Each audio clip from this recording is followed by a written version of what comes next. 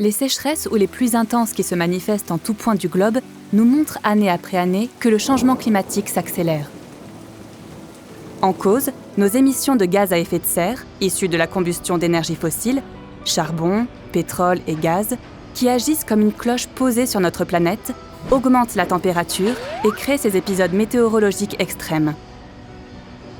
Si nous voulons contenir à 4 degrés en moyenne l'augmentation des températures dans le monde d'ici 2100, l'urgence aujourd'hui, c'est donc de réduire notre consommation d'énergie fossile.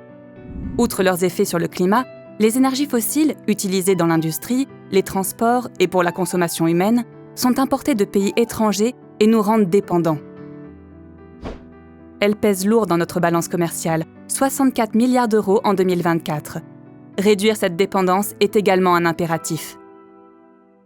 Nous sommes donc face à un triple problème, climatique, géopolitique et financier. Pour le résoudre, la principale solution est de décarboner notre industrie et nos modes de transport grâce à leur électrification.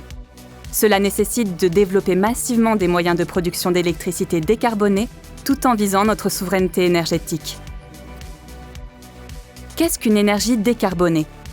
Une énergie décarbonée, c'est une énergie qui n'émet pas ou peu de dioxyde de carbone lors de sa production. Toutes les énergies renouvelables issues de l'eau, du vent, du soleil, des marées ou de la chaleur de la Terre sont décarbonées, tout comme le nucléaire. Cela signifie-t-il que nous devons recourir uniquement à l'une ou l'autre de ces technologies ? La réponse est non. La solution réside dans un mix énergétique varié, comme cela a toujours été le cas en France. Diversifier les sources de production, c'est du bon sens, et ça rend notre système électrique plus robuste. Les énergies renouvelables, qu'on appelle aussi ENR, ont déjà prouvé leur pertinence.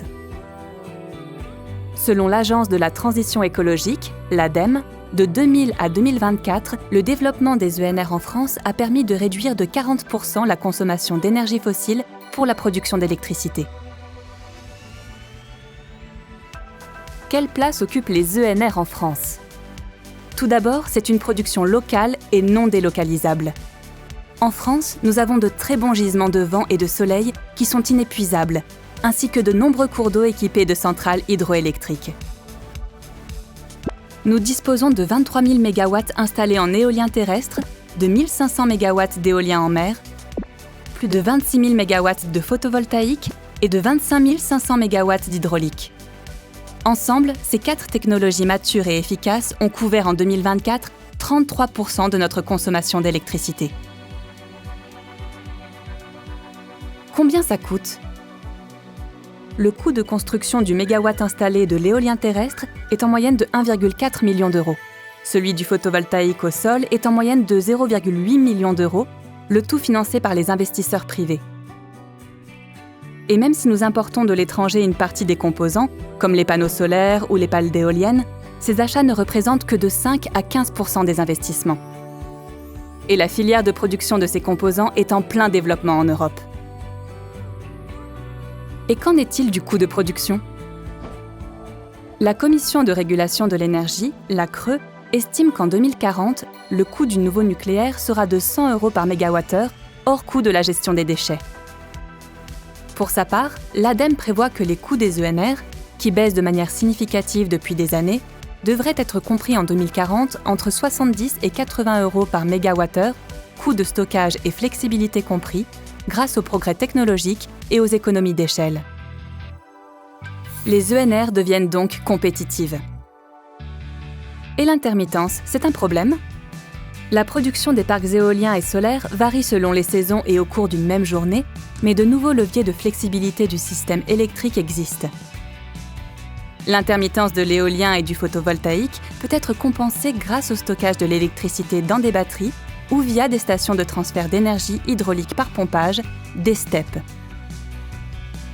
Ces dispositifs permettent de stocker les surplus de production renouvelable quand la consommation est faible et, à l'inverse, de fournir rapidement de l'électricité renouvelable lors des périodes de forte consommation, en réduisant ainsi l'appel à des centrales thermiques.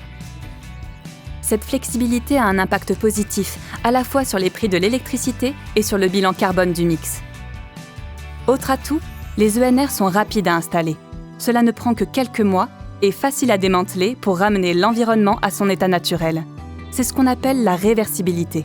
94% des matériaux composant les parcs photovoltaïques et 95% du poids d'une éolienne terrestre sont recyclables. Et à terme, le recyclage des batteries atteindra le même niveau. Un recyclage encadré par la loi, prévu et financé dès la construction. Les ENR sont donc notre seul moyen d'accélérer la décarbonation de notre économie dès à présent en électrifiant les transports et l'industrie. Le nouveau nucléaire n'y contribuera pas avant 2038, dans le meilleur des cas. Et du point de vue économique et industriel, les filières de fabrication de panneaux solaires et de pales d'éoliennes sont en train de se structurer en Europe. En 2021, les ENR représentaient déjà en France 102 000 emplois non délocalisables. En 2028, grâce notamment au développement d'usines de fabrication, elles pourraient représenter 236 000 emplois dans des métiers très diversifiés. En 7 ans, le nombre d'emplois va donc plus que doubler, sans compter ceux liés au stockage. Quelle contribution à la richesse nationale ? Les ENR contribuent à la richesse nationale.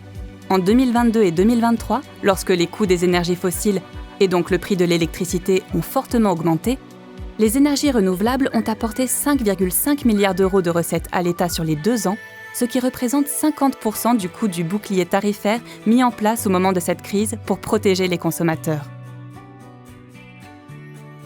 Ces 5,5 milliards d'euros représentent la moitié du complément de rémunération perçu par l'éolien depuis 2003, mécanisme mis en place par l'État lorsque les prix du marché sont bas. Le ministère de l'Écologie projette que les ENR permettront de réduire le déficit de la balance commerciale liée aux importations d'énergie de 60% en 2035.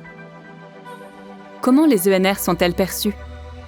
Selon un sondage IFOP de 2025, 94% des riverains vivant au plus près d'un site d'énergie renouvelable déclarent en avoir une bonne image. Les énergies renouvelables sont une source de fierté pour de nombreuses communes qui ont fait le choix de construire des installations ENR pour valoriser leur gisement et devenir des territoires à énergie positive. Ceci devient un critère de choix pour les investisseurs souhaitant implanter sur les territoires des sites industriels disposant d'une alimentation en électricité verte. Elles sont aussi un motif de fierté et une source d'économie pour les particuliers qui installent des panneaux solaires sur leurs habitations et pour les entreprises qui recourent à l'autoconsommation ou à des contrats de fourniture d'électricité renouvelable pour s'engager dans la transition énergétique. Et l'avenir ? Pour autant, et malgré ce développement, notre pays n'a pas atteint les 23% d'énergie renouvelable dans son mix énergétique, un objectif qu'elle s'était fixé pour 2020. Et la France reste loin de l'objectif européen de 42,5% de renouvelables dans le mix énergétique d'ici 2030. Le nouveau nucléaire sera disponible au mieux à partir de 2038. Pour atteindre nos objectifs, il faut donc poursuivre et accélérer le développement des ENR. En résumé, quels sont les atouts des ENR ? Locales, compétitives, rentables, rapides à mettre en œuvre, elles ont une place prépondérante à tenir dans la construction d'un mix électrique qui inclut toutes les énergies décarbonées. C'est pourquoi CNR et ses filiales Vent Solaire et Solarona, qui disposent déjà de plus de 4000 MW installés, se sont fixés pour objectif de développer 1200 MW supplémentaires d'ici 2030, accompagnés de 200 MW de batteries. Pour notre économie et pour notre souveraineté, pour le climat, pour la biodiversité, les énergies renouvelables ne sont pas un pari. Elles sont la clé. À nous de les faire avancer.